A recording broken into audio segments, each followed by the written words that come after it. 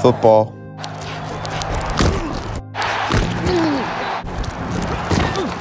One of the most dangerous sports in the world, filled with many different injuries. However, the most famous to the sport, concussions. Football by far has the most concussions in high school sports with 99,036 concussions, followed by girls soccer with 48,402 concussions, boys soccer with 31,001 concussions, wrestling with 17,739 concussions, and girls basketball with 17,143 concussions. I would probably say football was where I see most of the concussions in high school, college, and professional sports. But that's not to say that you can't see concussions in every sport, and we do see them in every sport.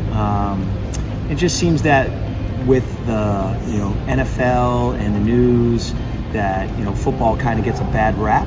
The first question we need to answer is, what is a concussion? A concussion is a serious traumatic head injury that usually occurs when the athlete falls or collides with something. And in football, they have the highest concussion rate in all of youth sports.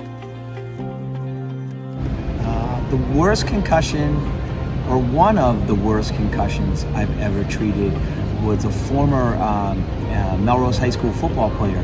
We were playing Concord Carlisle in a playoff game, and he was actually hit by friendly fire. What I mean by that is there was a punt, and he ran down to tackle the kid. He tackled him, and as he was tackling, one of our own Melrose High players accidentally kneed him in the side of the head, in the temporal region, and he didn't black out, but when we got to halftime, Mike could not remember where he was, the score, what day of the week, who the president was. He had total grade amnesia. He ended up in Concord Hospital, Emerson Hospital in Concord.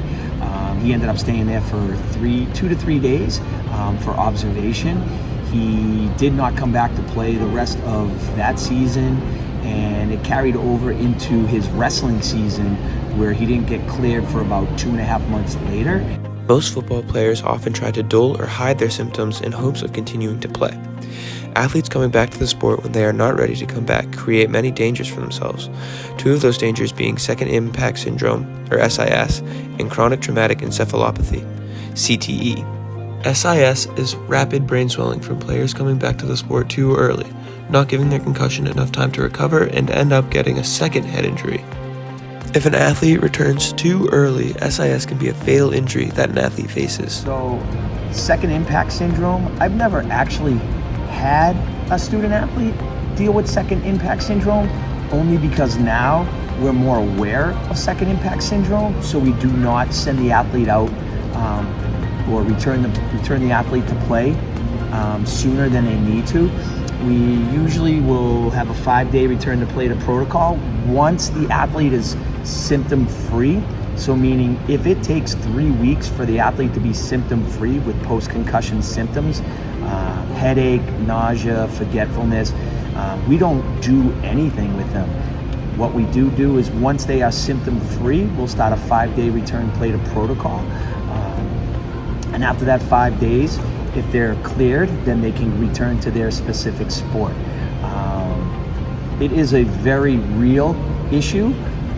I think it happened more back in the 70s and 80s when we weren't sure about concussions, and even the early 90s. But now here in 2024, we know so much more about concussions and CTE and secondary impact syndrome that we really are on the cautious side for concussion and concussion treatment. CTE is caused from suffering too many concussions, and athletes sustaining several concussions throughout their career can cause them to have CTE. It gets worse with age and can include personality changes, memory loss, depression, and progressive dementia. One of the major problems with CTE is that it can't be diagnosed until after the person has passed away, meaning you can never really know if the person has CTE until they have died. Examples of confirmed cases of CTE include people like Aaron Hernandez, Junior Seau, Mike Webster, and Chris Henry. There are also cases that the media and general public have suspected to have CTE, but are not able to be confirmed as they are still living. Most famously, Antonio Brown, who after having some terrible concussions started to change his behavior, posting inappropriate things to social media, as well as causing drama to the teams he played on. For example, the time he quit during the middle of a game. The actions that can be taken to avoid these long-term health problems is to promptly report symptoms of a concussion to an athletic trainer or healthcare professional, as well as using appropriate return-to-play protocol. Knowing the signs and symptoms of concussions play a big part in preventing them. The signs of a concussion include clumsiness, forgetfulness, confusion, slow response. The symptoms of a concussion include balance issues, dizziness, headaches, nausea, vomiting, being bothered by loud noises and light, and trouble breathing. It's important to know these things so that you can report them to your athletic trainer right away. So the best way to avoid concussion is probably not to play a sport where direct contact or collision is involved.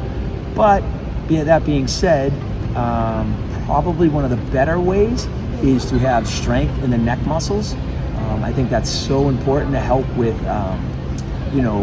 the secondary impact of a concussion. It strengthens the spinal cord, it strengthens the base and the brainstem.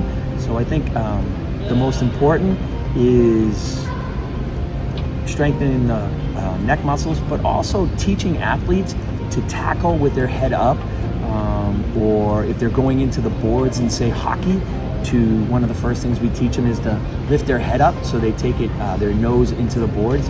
We want to teach athletes never to chin to chest, because what ends up happening is an overload axial injury happens, and you can have spinal cord injury or you could have a concussion. But for the most part, using our head not as a weapon is one of the most important things to teach our young football players. After that,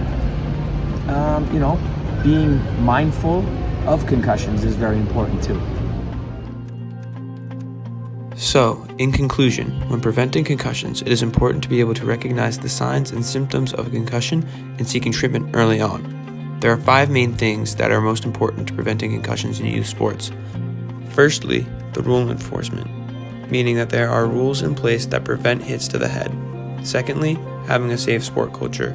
The use of helmets is vital in preventing concussions. Not only just wearing them, but having up-to-date helmets is also very important. Studies have found that using modern helmets created a 43% reduction in the risk of concussion in high school football players.